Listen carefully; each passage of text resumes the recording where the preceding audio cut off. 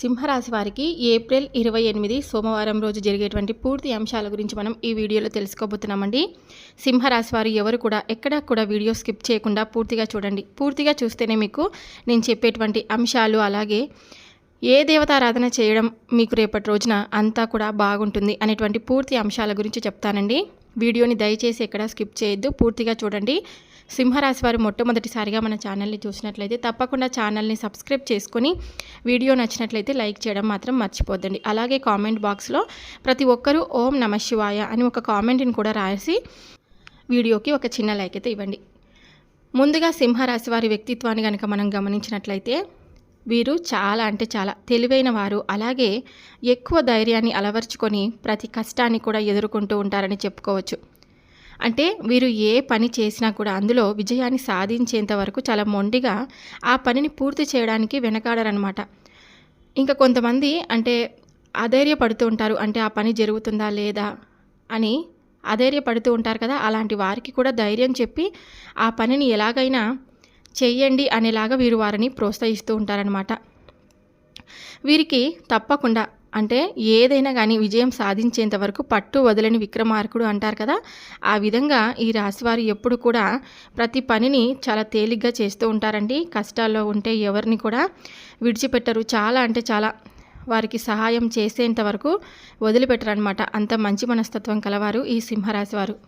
ఇంకా మీకు రేపటి రోజున ఏ విధంగా ఉంది అనేటువంటి పూర్తి అంశాల గురించి తెలుసుకుందాం. రేపు సోమవారం అంటే ఏప్రిల్ 28 సోమవారం రోజు సింహరాశి వారికి చాలా అంటే చాలా అనుకూలంగా ఉంది. అంటే గతంతో పోల్చుకుంటే డబ్బు పరంగా కానీ, ఇంకా చూసుకుంటే కనుక ఏదైనా కానీ వీరి యొక్క వృత్తి కానీ ఏదైతే ఉందో, కొంతమంది ఒక్కొక్కరు ఒక్కొక్క వృత్తి చేస్తూ ఉంటారు కదండి.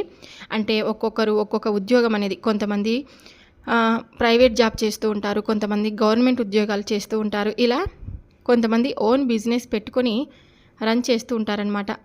ఇలా ఒక్కొక్కరు ఒక చోట స్థిరపడి ఉంటారు, చిన్న చిన్న వ్యాపారాలు చేసుకుంటూ ఉంటారు. ఇలా వీరికి సంబంధించి ఏ వృత్తి రంగంలో ఉన్నా సరే వారికి ఆదాయం అనేది తప్పకుండా రెట్టింపు కాబోతుందని చెప్పుకోవచ్చు. ఇప్పుడు ఏదైనా కానీ అంటే వీరు ఎన్ని శుభవార్తలను వినాలి అని చాలా రోజుల నుంచి అనుకుంటూ ఉంటారు కదా. తప్పకుండా వీరు శుభవార్తనైతే వింటారండి. కష్టే ఫలి అన్న మాటకి వీరు నిదర్శనం అని చెప్పుకోవచ్చు. ఎంత కష్టపడితే అంత మీ కష్టానికి తగినటువంటి ప్రతిఫలం అనేది కూడా వస్తుంది. దేనికైనా కానీ ప్రతి మనుషులు అంటే కొంతమంది మనం గమనించినట్లయితే కనుక చాలా కష్టపడుతూ ఉంటారు, రేయింబవళ్ళు కూడా కష్టపడుతూనే ఉంటారు. కానీ ఎక్కడ వేసిన గొంగలి అక్కడే అన్నట్లుగా ఎటువంటి ఆదాయం అనేది ఉండదు కదండి కొంతమందికి. అటువంటి వారికి రేపటి రోజున ధన ద్వారాలు అనేవి తెచ్చుకోబోతున్నాయని చెప్పుకోవచ్చు. మీకు లక్ష్మీదేవి అనుగ్రహం రేపటి రోజున కలుగుతుందని చెప్తున్నానమాట. అదేవిధంగా గోరంత అదృష్టమైన కానీ ఉండాలి అంటారు కదా. ఆ గోరంత అదృష్టం మీకు తప్పకుండా మనకి యోగకాలం కలిసి రావాలి, తప్పకుండా వస్తుంది మీకు రేపటి రోజున.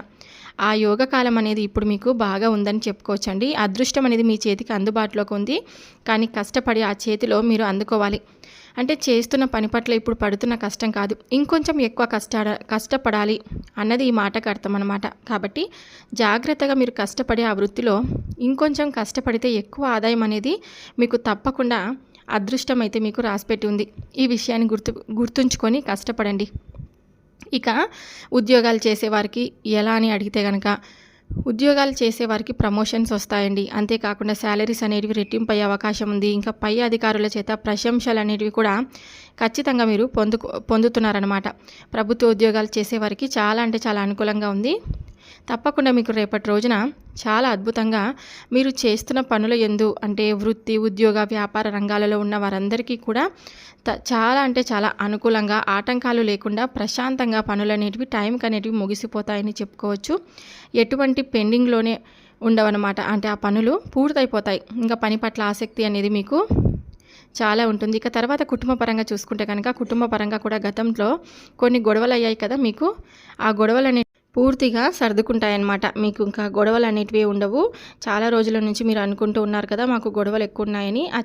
ఆ మధ్య అంటే కొన్ని చికాకులు అనేటివి ఏర్పడ్డాయి. కానీ గతంలో పోల్చుకుంటే ఈ విశ్వనామ సంవత్సరంలో మీకు తప్పకుండా చాలా ఆనందదాయకంగా ఉండబోతుందండి.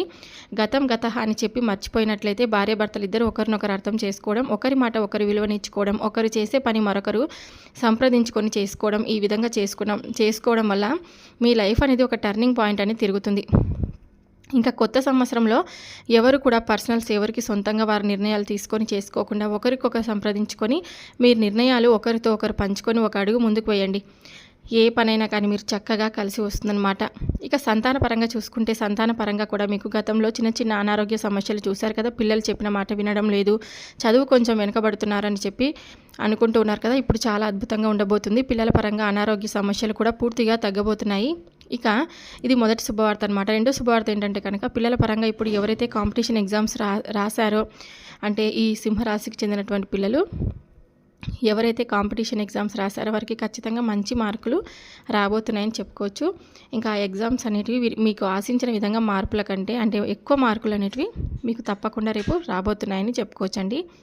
ఇంకా ఏంటంటే పిల్లలే లోకం, పిల్లలు బాగా అభివృద్ధిలోకి రావాలని ప్రతి తల్లిదండ్రి అనుకుంటూ ఉంటారు కదా. నిజంగా ఒక గుడ్ న్యూస్ అని చెప్పుకోవచ్చు. కుటుంబ పరంగా చూసుకుంటే తల్లిదండ్రులు అంటే ఈ సింహరాశి వారి తల్లిదండ్రులు ఎవరైతే ఉన్నారో వారికి కూడా కొన్ని చిన్న చిన్న సమస్యలు, పెద్ద సమస్యలు ఇవన్నీ కూడా చూశారు. కానీ ఇప్పటి నుంచి అవన్నీ కూడా 80% మొత్తం తగ్గిపోతాయన్నమాట. ఓవరాల్గా చూసుకుంటే కుటుంబ పరంగా చాలా సక్రమంగా సవ్యంగా అన్నీ కూడా చక్కగా జరుగుతాయండి. ఇంకా ఇది సినీ రంగ పరిశ్రమలో ఎవరైతే ఉన్నారో ఇంకా రియల్ ఎస్టేట్ పనులు చేసే వాళ్ళు ఎవరైతే ఉన్నారో కూడా వారిని చూసుకుంటున్నట్లయితే అంతా కూడా అనుకూలంగా ఉందని చెప్పుకోవచ్చు. కోర్టు వివాదాల్లో ఎవరైతే చిక్కుముళ్లలో ఇబ్బంది పడుతున్నారో, వాయిదాలతో ఇబ్బంది పడుతున్నారో వారికి కూడా రేపు అనుకూలంగా తీర్పులు వచ్చే ఆనంద యోగం అయితే కనిపిస్తుందన్నమాట. ఇక ముఖ్యంగా ఈ సింహరాశి వారు గుర్తుంచుకోవాల్సింది ఏంటంటే కనుక మధ్యవర్తులుగా డబ్బు పరంగా ఎక్కడ కూడా ఉండదండి. ఈ విషయాన్ని గుర్తుంచుకోండి. జనాలను కాస్త దూరంగా ఉండండి. అదేంటి జనాలకు దూరంగా ఉండడం ఏంటని చెప్పి అడగవచ్చు. ఇక్కడ మీరు ఏంటంటే కనుక ప్రస్తుతం ఉన్న రోజుల్లో ఒక బాధపడుతున్నారు చాలామంది. అంటే ఎవరైనా బాగుపడుతుంటే చూడలేని పరిస్థితిలో ఉంటారనమాట. వాళ్ళు ఎవరో కాదు, మన చుట్టుపక్కల వాళ్ళు, మన బంధువులే కావచ్చు. ఆటోమేటిక్గా ఒకరు బాగుపడుతుంటే చూడలేరు, అసూయతో ఉంటారు. కాబట్టి మనం ₹1 సంపాదించుకుంటున్నాము, కాస్త ఆనందంగా గడుపుతున్నాము, మన కుటుంబం సంతోషంగా ఉందంటే చూడలేక ఓర్వలేక అసూయపడి ఏడ్చే వాళ్ళు చాలామంది ఉన్నారు కదండి. మీకు ఆ ఏడుపులు ఇవన్నీ కూడా తగ్గాలంటే మాత్రం తప్పకుండా అమావాస్య రోజు సాయంత్రం కానీ ఎర్ర నీళ్ళు తీసుకుంటూ ఉండండి. లేదా నెలకొకసారి ఆదివారం రోజు దిష్టి తీసుకుంటూ ఉండండి. ఉప్పు ఆవాలతో దిష్టి తీసుకుంటూ ఉండడం చాలా మంచిది. నెగిటివ్ ఎనర్జీ అనేది చాలా ప్రమాదకరం. కాబట్టి నరల దృష్టికి నల్లరాయి సైతం పగిలిపోయిందని పెద్దలు చెప్తూ ఉంటారు. కాబట్టి ఆ నెగిటివ్ ఎనర్జీని ఎప్పటికప్పుడు దూరం చేసుకుంటూ ఉండండి. కాస్త మనశ్శాంతిగా ఉండడం కోసం దైవారాధన చేసుకుంటూ ఉండడం, ధ్యానం చేసుకుంటూ ఉండడం కూడా కాస్త మనసు ఉల్లాసంగా ఉత్సాహంగా ఉండడానికి, కుటుంబంతో టైం స్పెండ్ చేయడం, పిల్లలతో టైం అనేది స్పెండ్ చేయడం కొంచెం మీకు మనసుకు కొంచెం ప్రశాంతంగా ఉంటుందన్నమాట. వ్యాపారాల పరంగా ఒత్తిడిలో పడిపోయి కొంచెం బిజినెస్ పనుల్లో పడిపోయి డబ్బు సంపాదించే ఆరాటంలో పడిపోయి ఆరోగ్యాన్ని నిర్లక్ష్యం చేస్తూ ఉంటారు చాలామంది. అంటే ఈ సింహరాశి వారికి గ్యాస్ట్రిక్ ప్రాబ్లమ్స్ అయితే, మైగ్రేన్ తలనొప్పి, భుజాల నొప్పులు, మోకాల నొప్పులు ఇలా వస్తూ ఉంటాయన్నమాట. కాకపోతే ఇప్పటి నుంచి కూడా ఆ సమస్యలు పూర్తిగా తగ్గుతాయని చెప్పాను కదా. కానీ కొంతవరకు అయితే బెటర్ అనే అవుతాయని చెప్పుకోవచ్చండి. ఇక డైట్ పట్ల కొంచెం ఇంట్రెస్ట్ అనేది పెట్టండి. అంటే టైంకి అన్నం తినడం, టైంకి పడుకోవడం, మంచి పోషకాహారం ఫుడ్ తీసుకోవడం ఇలా చేస్తూ ఉండండి. ఎప్పుడు కూడా ప్రశాంతంగా నవ్వుతూ ఉండండి. ఎన్ని బాధలు వచ్చినా కూడా ఆ కష్టాన్ని నవ్వడం వలన మనం దూరం చేసుకోవచ్చు అని చెప్పుకోవచ్చు. ఇంకా మానసిక ఆరోగ్యం అనేది కూడా మీకు బాగా పెరుగుతుందండి. ఎప్పుడైతే మనిషికి స్ట్రెస్ అనేది తగ్గుతుందో మానసిక ఆరోగ్యం అనేది కూడా రెట్టింపు అవుతుందని చెప్పుకోవచ్చు. ఇక ఓవరాల్గా చూసుకుంటే రేపటి రోజున మీకు అంతా కూడా అనుకూలంగా ఉందని చెప్పుకోవచ్చు. ఇక ఏదైనా కానీ అంటే ముందు మంచిగా మాట్లాడి వెనక గోతులు త్రవ్వే రకాల మధ్యలో మనం బ్రతుకుతున్నాం. కాబట్టి కాస్త జాగ్రత్తగా ఉండండి. శివారాధన తప్పకుండా రేపు మీకు అవసరం అన్నమాట. శివుడి ఆశీర్వాదం ఉంటే ఎవరికైనా ఎటువంటి ఆటంకం అనేది రాకుండా ఉంటుంది. శివారాధన చాలా మంచిది. వీడియో నచ్చినట్లయితే లైక్ చేయండి. Thank you for watching.